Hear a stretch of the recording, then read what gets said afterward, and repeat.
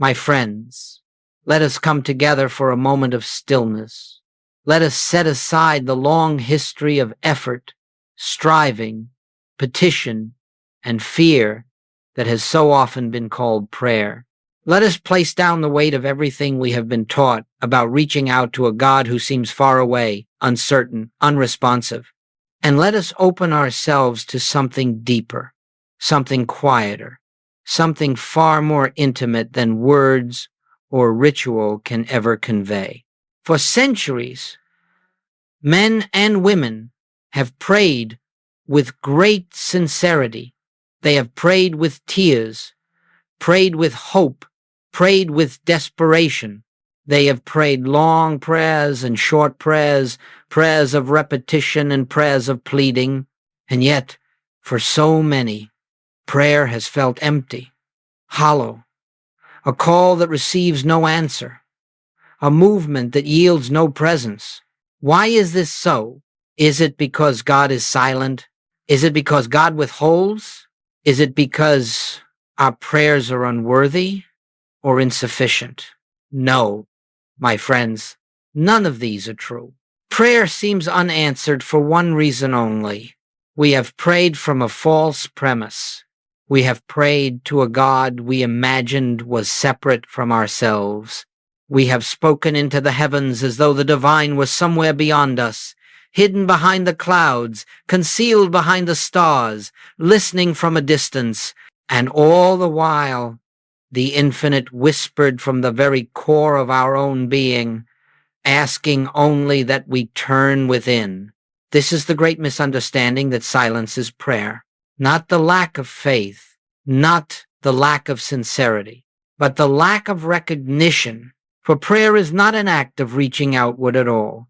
Prayer is not a cry to a far-off deity. Prayer is not begging, persuading, or pleading with a power that must be convinced to intervene in our affairs.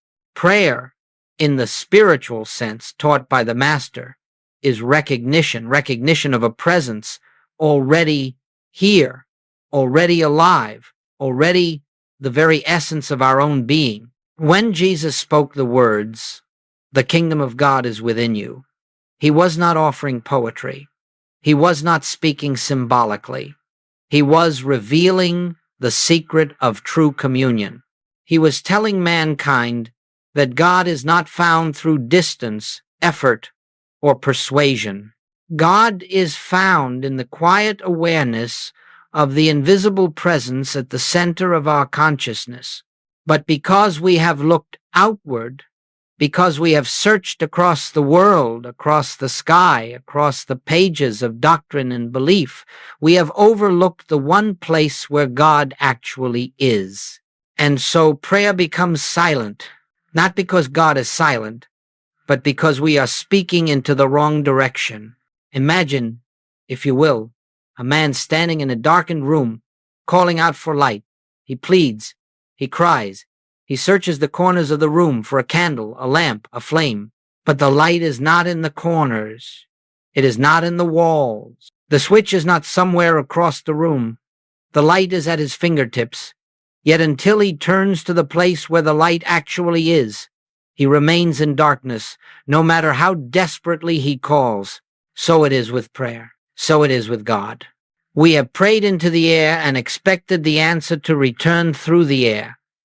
But God does not dwell in the outer world. God does not communicate through distance. God does not answer from the sky. God is the living presence within your very consciousness. And until prayer is turned inward, until prayer is recognized as the silent opening of the soul to the presence that is already here, prayer will feel unanswered, not because there is no answer, but because we have not yet learned how to listen. My friends, this is the beginning of our journey today, to gently release the old idea of a God who must be reached, and awaken to the truth of a God who is already closer than our own breath, nearer than our own heartbeat, present in the very awareness with which we hear these words.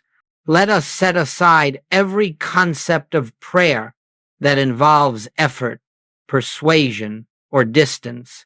Let us forget for a time the forms and formulas, the phrases and rituals, and let us open ourselves to the possibility that true prayer begins in silence, in stillness, in the recognition that God is not a being we seek, but a presence we acknowledge. This is the first step, the first shift, the first turning of the heart toward the kingdom within. We will walk further into this truth together. But for now, rest in this simple understanding. Prayer is not asking God to come to you. Prayer is the realization that God is already here. And now, my friends, let us go deeper. For if prayer has felt silent, if communion has felt dim or uncertain, it is because humanity has rested on one great misunderstanding: the belief in a God who exists somewhere other than where we are. This belief is the root of all spiritual struggle. It is the foundation of fear, guilt, separation, and the endless effort to reach upward to a presence we imagine is not yet here. Let me say this plainly. The greatest barrier to spiritual realization is the belief that God is distant. This belief has shaped the prayers of nations, the rituals of religions, and the inner lives of countless sincere souls. Yet it is a belief without foundation in spiritual truth. From childhood, we are taught, subtly or explicitly, that God is above us, beyond us, outside of us. We are encouraged to imagine God seated on a throne, living in a heaven far removed from the world of human experience. And from such an image, prayer naturally becomes an attempt to bridge an impossible gap. We cry out to the heavens because we have been conditioned to believe that God is somewhere up there. We kneel with heads bowed toward the ground because we believe that God must descend from beyond. We speak words into the air, hoping they will be carried across the vastness of divine distance. But, my friends, there is no such distance. There never has been. The infinite does not dwell in remote spaces. Spirit is not bound by geography. Omnipresence does not exist in some places and not in others. If God is truly omnipresent, then God must be present exactly where you are. And if God is present where you are, then the belief in a distant God is the only veil that hides the presence from your awareness. It is not God who is absent. It is our concept of God that has wandered away. Let us look gently and honestly at this illusion of distance. When you believe God is far, you begin to feel unworthy. You begin to imagine that you must travel toward him through effort, through moral struggle, through religious performance. You begin to imagine that you must earn the right to be heard. And so prayer becomes a striving, a reaching, a stretching of the soul toward something it believes is beyond its grasp. But what if the very foundation of this struggle is false? What if God has never been apart from you, not for a single moment of your life? What if the presence you seek is the very life that animates you, the very consciousness that knows these words, the very being that looks out through your eyes? When this is understood, the entire scaffolding of fear collapses. Unworthiness dissolves. Spiritual striving falls away. And prayer begins to transform not into effort, but into awareness. But until this illusion is recognized for what it is, the mind will continue to seek a God elsewhere, and in that seeking, it will overlook the presence that is here. You may search the scriptures, you may search the world religions, you may explore every spiritual tradition on earth, and still miss the truth if the mind insists that God must be found somewhere outside your own being. This is why theological debate has never brought spiritual realization. This is why ritual has never guaranteed inner peace. This is why millions pray with hope but feel no response. They are praying across a distance that does not exist. They are reaching for a God who has never been separate from them. Listen carefully to this. Separation from God is the only illusion. Union with God is the only reality. The task before the seeker is not to find God, not to reach God, not to attract God, but to awaken from the dream that God is absent. The presence you call God is the very breath that sustains you, the life that never leaves you, the silence beneath your thoughts, the love that cannot be taken away. There is no distance between you and God except the distance created by thought, and thought is not reality. Thought is not truth. Thought is only a shadow on the surface of the mind. And the moment you turn within, the moment you become still, the moment you release the idea of a God who lives elsewhere, you begin to feel what has always been here, a warmth, a stillness, a quiet sense of companionship, a subtle but unmistakable presence that does not come from outside, but rises from within your own being. This is the beginning of spiritual awakening. Not the finding of God, but the recognition that God was never lost. The Master's teachings were not invitations to search the heavens. They were invitations to awaken the heart. The kingdom of God is within you, not will be, not could be, not might be when you become worthy. It is within you now, always, eternally. When this truth begins to dawn, prayer is transformed from questioning into communion, from pleading into resting, from fear into peace, and the illusion of distance, which has weighed upon humanity for centuries, begins to dissolve like mist in the morning light. We will explore this further, but let us pause here, for in this stillness, something in you already knows the truth. God is not far. God is not apart. God is not elsewhere. God is the presence within your own consciousness, awaiting recognition. And now, my friends, as we rest in this understanding that God is not distant, let us turn our attention to the one who revealed this truth with unmatched clarity, the Master, Jesus Christ. For if we are to understand prayer, we must return to his teachings, not as they have been explained through centuries of theology, but as they were spoken from the depth of spiritual realization. We must hear his words not as history, but as living truth, as instruction meant for the awakening of consciousness, not the performance of religion. Listen to how Jesus spoke of prayer. He did not say, call upon God who is far from you. He did not say, reach upward toward a deity separated from your life. He did not say, convince God, persuade God, or beg God. No, he said, when thou prayest, enter thy closet. Pray to thy Father which is in secret. The kingdom of God is within you. I and the Father are one. Everything he taught about prayer pointed us inward. Everything. Not one instruction directed humanity toward an external God. Not one prayer he offered was an act of petition. Not one word suggested distance. Jesus prayed not to bring God near, but to rest in the presence that was already there. He entered silence. He withdrew from crowds.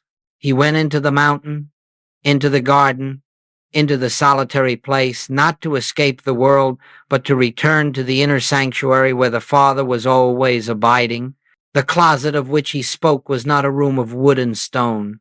It was the innermost chamber of consciousness, the silent, sacred space where the personal sense of self dissolves and the presence of God is felt as one's very own being. This is prayer, not words, not supplication, recognition of the Father within, of the life that cannot be separated from your life, of the Spirit that breathes you, moves you, lives you. When Jesus prayed, he was not informing God of need. He was not asking God to change external conditions. He was not pleading for intervention. He prayed in order to experience the Father's presence, to become aware of the spiritual reality that is always here but unnoticed when the mind is filled with fear, desire, and the noise of the world. This is why he could say, "Your Father knoweth what things ye have need of before ye ask him." Consider the depth of that statement. If the Father already knows, then what purpose does asking serve? Why ask for what is already known? Why plead for what is already established in divine completeness? You see, Jesus was not instructing us to inform God of our needs. He was instructing us to silence the mind that believes in need at all and to awaken to the reality in which every need is met in the fullness of spiritual being. This is why the Master's Prayer, the Lord's Prayer, contains no asking, no pleading, no petition. It is pure recognition. Thine is the kingdom. Thine is the power. Thy will is done. It is not a prayer to bring something into being. It is a prayer that acknowledges what already is. Jesus did not say, "Let me have supply." He said, "Consider the lilies. Your Father careth for you. Fear not, little flock, for it is your Father's good pleasure to give you the kingdom." He did not say, "Heal me, Father." He said, "My Father worketh, and I work." He recognized that healing was not something to be received, but something to be revealed through awareness of the Father's indwelling presence. He did not say, "Give me strength." He said, "I can of mine own self do nothing," which is to say, there is no personal strength to request. There is only divine strength to recognize. When you see prayer through this lens, the lens Jesus actually offered, the entire structure of religious prayer collapses. Prayer is not a transaction. It is not negotiation. It is not a request sent outward in hope of return. Prayer is the sacred resting in the Father's presence. It is the willingness to enter the silence and allow truth to reveal itself without the interference of the personal mind. This is why Jesus could teach with authority.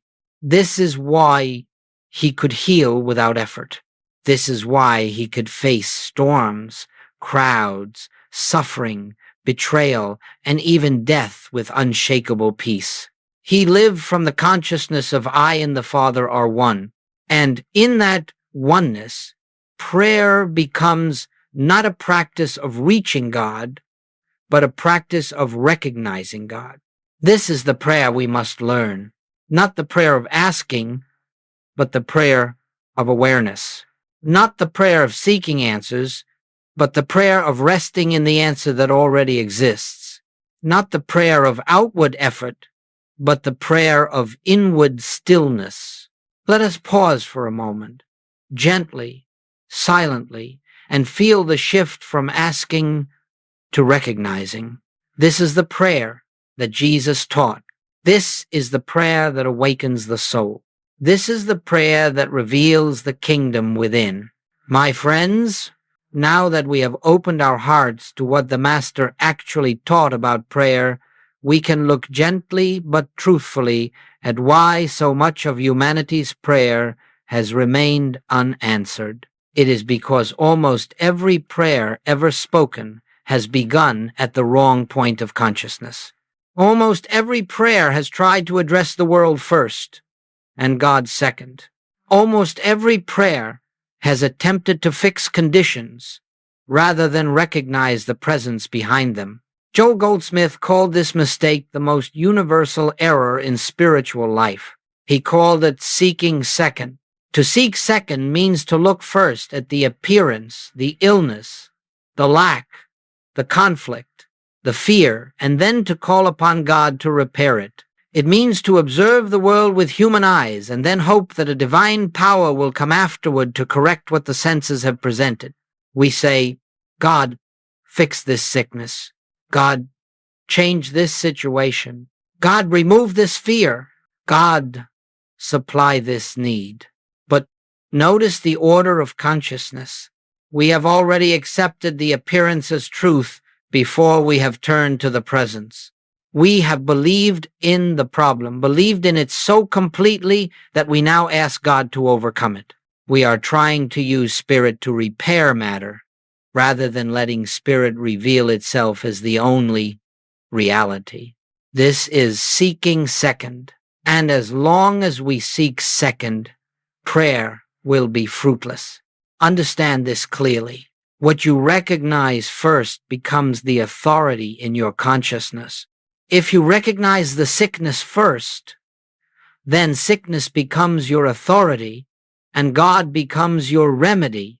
If you recognize fear first, fear becomes your authority, and God becomes your comfort. If you recognize lack first, lack becomes your authority, and God becomes your supplier. But God is not a supplier. God is not a comforter in the sense of repairing what fear has created. God is not a healer in the sense of restoring what sickness has destroyed. God is the spiritual reality in which sickness, fear, and lack have no actual existence. When you ask God to change conditions, you have already surrendered truth to appearance. You are declaring the world of form to be real and the world of spirit to be secondary. But Jesus never worked this way. He did not look at the illness and then ask God to intervene. He recognized God first, and in that recognition the illusion dissolved. He did not treat disease. He recognized wholeness. He did not pray for supply. He recognized completeness. He did not pray for protection. He recognized oneness. The miracle was not in the asking. The miracle was in the recognition. Let us take this slowly, for the mind may resist it. When you pray for something, you are declaring that you do not yet have it. When you pray for healing, you are declaring that sickness has reality. When you pray for safety, you are declaring that danger has power. When you pray for supply, you are declaring that lack has authority. Every petition reinforces the very condition you are trying to escape. This is seeking second, seeking God after you have already accepted the problem. And yet the Master said, seek first the kingdom of God. Seek God first, before the fear, before the diagnosis, before the financial concern, before the emotional storm, before your human reasoning begins its frantic work. Seek God first, not as a remedy for the problem, but as the reality that renders the problem unreal. This is not positive thinking. This is not denial. This is not affirming something you hope to believe. It is a shift in consciousness. It is turning from appearance to presence. It is recognizing that the spiritual reality is primary and the visible condition is secondary. When you seek first the kingdom, which is another way of saying recognize God first, something remarkable occurs. The problem loses its authority. The fear loses its grip. The condition begins to dissolve without force, without struggle. Not because you have changed the outer world, but because you have withdrawn your belief in it. Goldsmith taught that when you recognize the presence, the so-called problem melts away in the light of reality, just as darkness melts when a lamp is lit. You do not have to fight the darkness. You only have to turn on the light. So it is with the conditions of life. We are not here to fight them. We are here to recognize the presence that renders them powerless. This is why asking does not work, not because God refuses, but because asking begins from the wrong center, the human sense of lack, fear, and separation. True prayer does not begin with asking. True prayer begins with recognizing the presence, recognizing the oneness, recognizing the spiritual reality that was here before the appearance and will remain long after the appearance is gone. Seek first the kingdom, not second. not after the fear, not after the diagnosis, not after the worry has already taken root. Seek first, and you will discover that the kingdom has already been seeking you. Let us sit for a moment in the stillness, not asking, not seeking remedies, not reaching outward, but simply recognizing where I am, God is, and that is sufficient. And now, my friends, having seen the futility of asking and the subtle trap of seeking God only after we have already bowed to appearance, we approach the great turning point, the reversal of consciousness that marks the beginning of true spiritual life. This reversal is not dramatic. It is not emotional. It is not accompanied by fireworks or visions. It is simple, quiet, gentle, but it changes everything. It is the moment when we stop looking outward for God and start recognizing the presence within. This is the reversal experienced by every mystic, every illumined soul, every man or woman who has tasted the deep peace of the Spirit. It is the shift from searching to recognizing, from effort to awareness, from seeking to being. Let us look closely, for this is the heart of the path. For so long, we have lived turned outward. We have looked to the world to tell us who we are. We have looked to circumstances to determine our well-being. We have looked to people for love, approval, guidance, security. We have looked to the body for identity, to the intellect for understanding, to our emotions for truth. But in all of this outward turning, we have neglected the one place where reality can actually be found, the silent center of our own being. The reversal is the moment we turn inward, not inward into thought, not inward into emotion, not inward into imagination, but inward into the quiet, living presence that is always here beneath the noise of the mind. This turning is not an action of the will. It is not an effort of concentration. It is not a mental technique. It is a surrender, a release, a softening, a gentle willingness to abide in the awareness that something greater than the personal self is already present. Joel Goldsmith called this recognizing the presence, not bringing it into being, for the presence is already here, not attracting it, for the presence cannot be absent, not calling it, for the presence is your own life. It is simply recognizing what has always been. When you sit in silence and shift your attention inward, something begins to happen, not because you seek it, but because you are no longer interfering with it. You begin to sense a quiet aliveness, a subtle peace, a warmth that has no physical origin, a stillness that does not depend on outer conditions. You begin to feel that you are not alone, even when no one is near.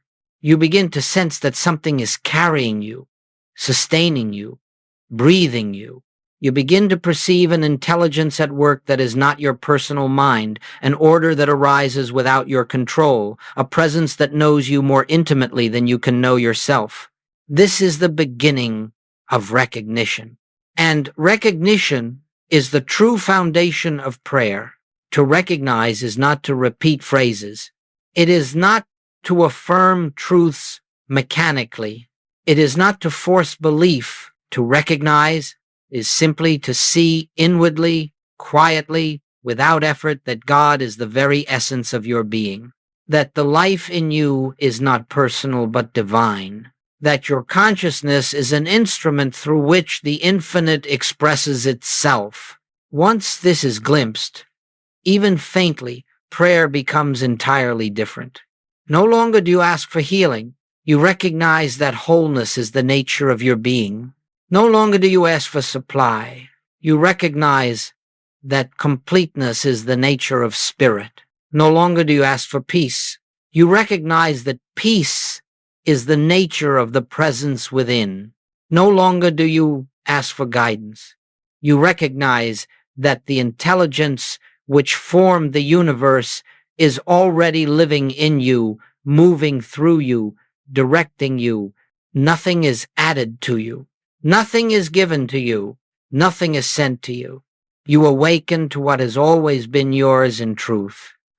This is the reversal from seeking to recognizing, from asking to resting, from looking outward to turning inward, from believing in separation to knowing oneness. And my friends, once this recognition begins, even in small ways, your inner life changes. Your outer life begins to reflect the harmony that unfolds naturally from within. But the true transformation is not in circumstances, it is in consciousness. It is the discovery that God is not something you reach. God is the presence you awaken to. Let us take a moment now, together, in shared stillness.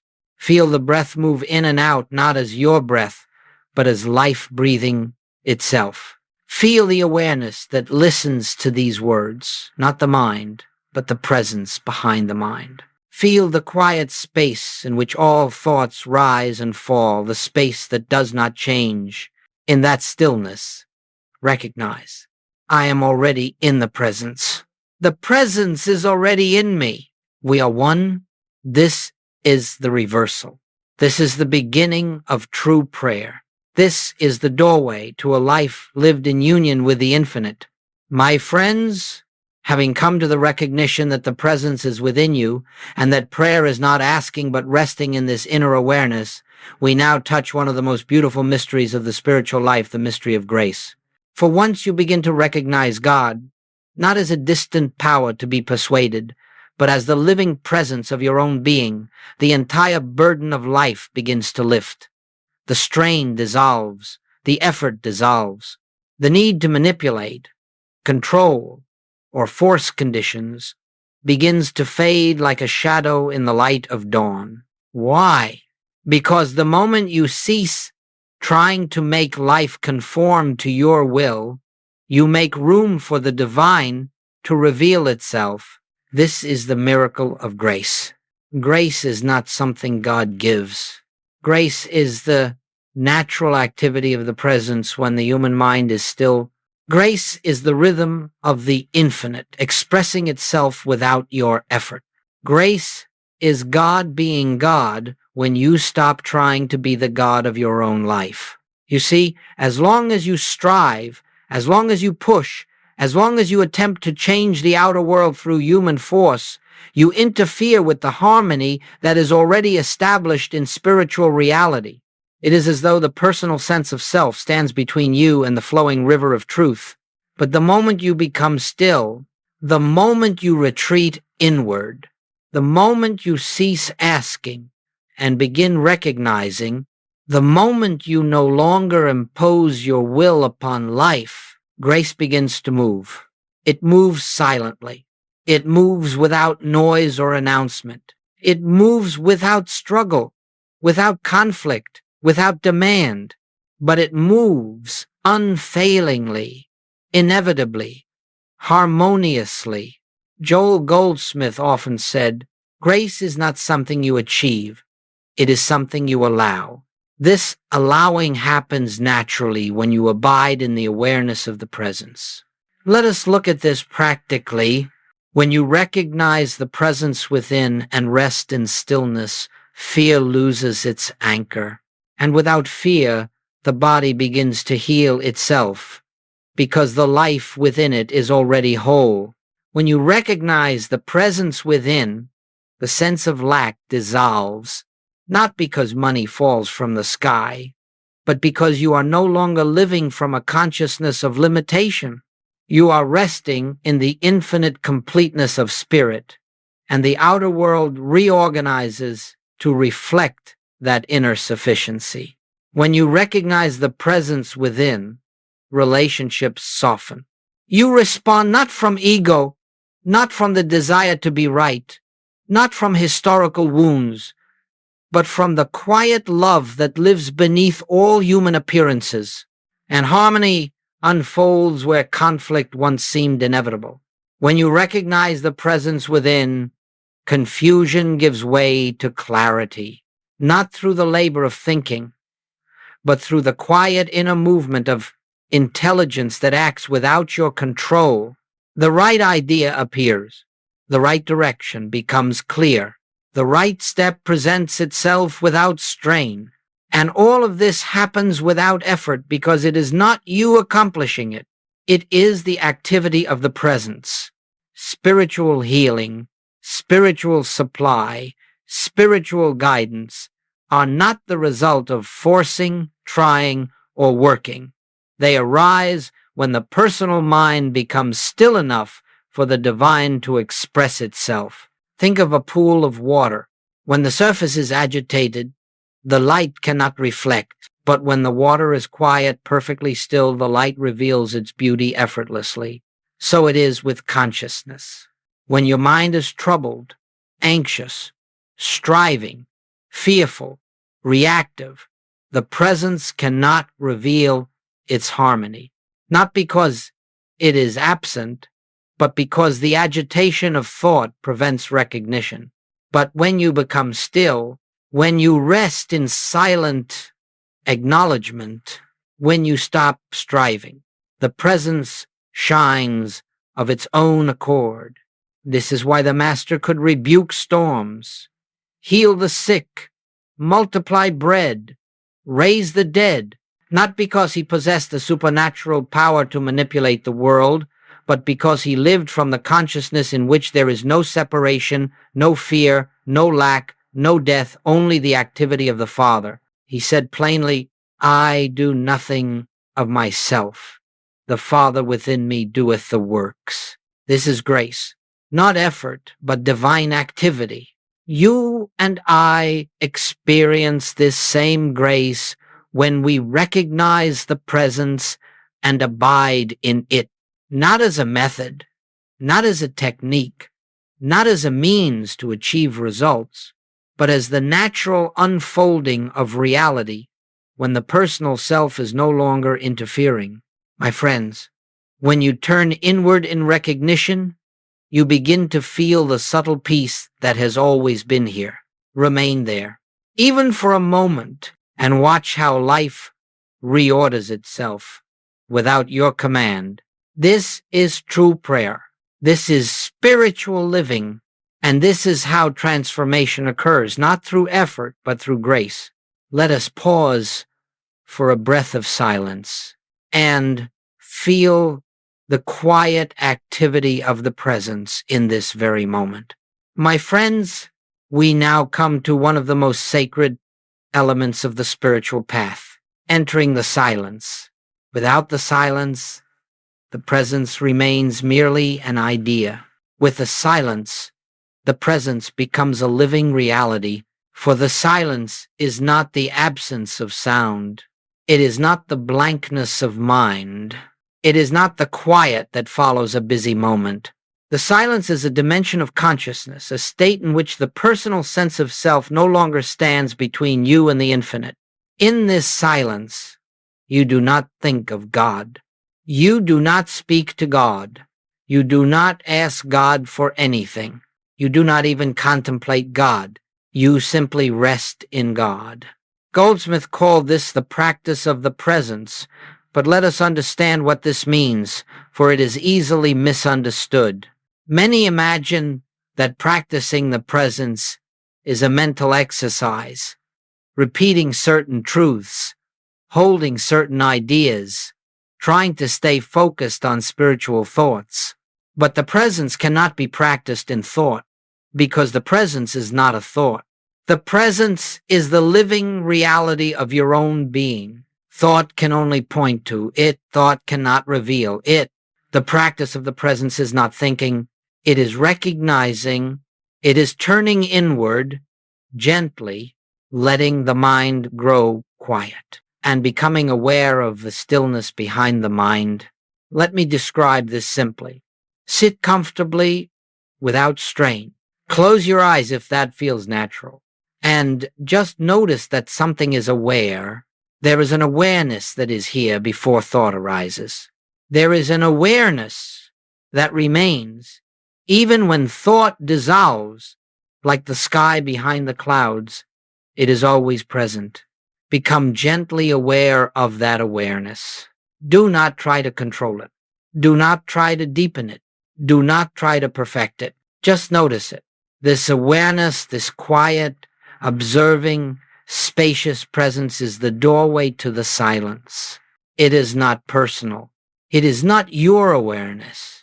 It is the one presence expressing itself as your capacity to know, to witness, to be. Rest there without effort. When thoughts arise as they will, do not resist them. Do not chase them. Do not fight them. Do not try to silence them. Let them pass like ripples on the surface of a lake, knowing that beneath them lies the still depth that is never disturbed. You are not trying to reach God. You are letting go of the belief that you were ever separate. This is the silence. The silence is not an achievement. It is not a special state reserved for saints and sages. It is the natural condition of your soul uncovered when the noise of the personal self grows still. And it is in this silence that the presence becomes tangible, not as emotion, not as sensation, not as vision, but as a deep, quiet certainty, a knowing without words, a peace that does not depend on any condition, a light that does not shine through the eyes but through consciousness itself. Stay in this silence, even for 1 minute, and spiritual transformation begins. For in the silence, God becomes the activity of your being. In the silence, the Father within goes before you. In the silence, harmony unfolds without your effort. In the silence, solutions arise without your planning. In the silence, healing takes place without your trying to heal. This is why Goldsmith urged his students again and again, enter the silence many times a day, even if only for a few seconds, not to gain something, not to accomplish something, not to receive answers, but to abide in the recognition of the presence and to let grace do what you cannot do through human effort. Let me speak plainly. 1 moment of true silence is more transformative than hours of mental prayer. For in the silence, you are not using God. You are letting God use you. You become an instrument, an open channel, a place where the infinite expresses itself into form. And this is the beginning of spiritual life. Not thinking about God, not believing in God, not talking to God, but being still enough for God to reveal himself as your very being. Let us rest now, for even a breath, in the quiet recognition, thou art here, and I am in thee, and all is well. This is the silence. This is the presence. This is prayer in its purest form. My friends, once the silence becomes familiar, once recognition of the presence begins to dawn within you, something extraordinary and deeply natural starts to take place. Your life, your outer visible life, begins to reorganize itself according to your inner state of consciousness. This is not metaphysics. This is not mental manipulation. This is not manifestation as the world teaches it. It is simply the law of spirit. The inner is the cause. The outer is the effect. In truth, your outer life has always been the shadow of your inner state. Every fear you have carried has eventually appeared as conflict. Every belief in limitation has eventually appeared as lack. Every sense of separation has eventually appeared as loneliness. Every sense of vulnerability has appeared as illness or instability, not because God willed it, but because consciousness receives according to its own nature. Now, when the presence becomes the center of consciousness, the outer world begins to reflect that harmony, that peace, that sufficiency, not by your control, not by your planning, not by your personal effort, but by the natural unfolding of life. Let us make this clear. You do not use God to improve your outer life. God uses your inner stillness to reveal a new outer life. This is living from presence. Let us consider what this looks like in practical experience. When you awaken in the morning and your first awareness is of the presence within, even for a few seconds, you begin the day not as a personal self struggling to survive, but a spiritual being recognizing the invisible source of your life. From that recognition, the activities of your day unfold with greater ease. People respond differently. Decisions arise naturally. Resources appear without strain. Problems dissolve before they reach their full shape, not because you are manipulating anything, but because you are not interfering with anything. The presence governs. When the presence is recognized, fear loosens its grip. And when fear is no longer the lens through which you see the world, possibilities open where none seem to exist. Conversations become gentler. Tension melts from your actions. The mind does not rush or panic. Even time itself seems to expand. This is living from presence. When you face difficulty, a financial concern, a relationship strain, a physical symptom, you pause. You do not attack the issue. You do not argue with it. You do not scramble for solutions. You pause. You turn within. You recognize the presence. And then you act not from fear, but from quiet inner guidance. This may take 10 seconds. It may take one breath, but that single moment of turning inward shifts the entire trajectory of your response. And because your response is different, the outcome becomes different. The outer follows the inner. When you approach your relationships from presence, you begin to see the divine in those around you. You are no longer reacting to their personalities, their moods, their histories, their appearances. You are quietly recognizing the same presence that lives within you, living as them. This recognition softens the atmosphere. It breaks the cycle of reaction. It brings clarity where confusion once lived. It brings compassion where resentment once held ground. It brings peace into conversations that once erupted in conflict, not because you forced yourself to be patient, but because the presence within you was recognized, and it became the presence with which you met the world. This is living from presence. When faced with a decision, you do not analyze endlessly. You do not panic about outcomes. You do not weigh every option 100 times. You become still. You enter the silence. You feel the quiet flow of inner knowing, and you follow the impulse that arises from that stillness. This is guidance, not mental, not emotional, not reactive. It is the activity of the infinite moving through your consciousness, the same intelligence that formed galaxies, guided the prophets, and breathed life into every living being. Now it is moving through you because you have made yourself available. This is living from presence. And over time, you will notice something deeply beautiful. The more you live from the inner, the less the outer troubles you. Not because life becomes perfect, but because you no longer expect the outer world to be your source of security, love, joy, or fulfillment. You live from the kingdom within, and the outer becomes an expression, not a cause, a reflection, not a foundation, a shadow of the reality alive in your consciousness. My friends, this is the spiritual life. This is the life Jesus lived. This is the life Joel Goldsmith revealed. This is the life that becomes yours when presence is recognized and when recognition becomes your way of being. Let us rest now, even for a breath, in this quiet realization. The presence within me is the only reality, and the outer world will reveal what I recognize within. This is how the inner becomes the outer.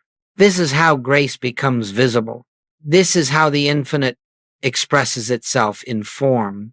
My friends, as we come to the close of this message, let us return to the simplicity with which it began. Let us return to the still point within the kingdom that Jesus spoke of, the presence that Joel Goldsmith dedicated his life to revealing, the reality that has been quietly inviting you home throughout these words. If you've heard anything today, let it be this: you do not need to go anywhere to find God. You need only turn within. You do not need to earn the presence. It is already yours. You do not need to perfect yourself to deserve it. It lives at the center of your being. You do not need to wait until you are more spiritual, more disciplined, more worthy. The kingdom is present now, fully, wholly, completely. All that is required is recognition. Recognition is not effort. Recognition is not performance. Recognition is not striving. Recognition is simply remembering what you truly are: a spiritual being, an expression of the infinite, a branch of the living vine, a place where God is being God.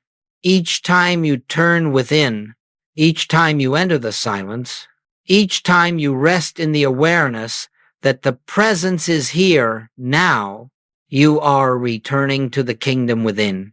And from that kingdom, life flows with a new rhythm, a rhythm not shaped by fear or effort, but by grace. As we close, let us set aside all concern for the outer world. Let us release every temptation to seek God as a remedy for problems. Let us surrender the need to fix, change, or control life. Let us return gently, quietly, to the truth. The presence is here. The kingdom is within, and I am one with it. In that recognition, all fear dissolves.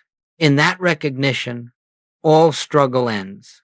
In that recognition, all things are added not because we seek them, but because we have sought first the reality behind all things. My friends, wherever you walk after this moment, wherever you go, whatever tasks, conversations, decisions, or challenges await, remember this: you carry the kingdom with you. You live in God, and God lives as you. You are never alone, never separate, never outside the embrace of the infinite presence. The path forward is simple, not easy in the world's sense, but simple in truth. Turn within, recognize the presence, rest in the silence. Let grace reveal your life. This is the infinite way. This is the teaching of the Christ. This is the life of the Spirit.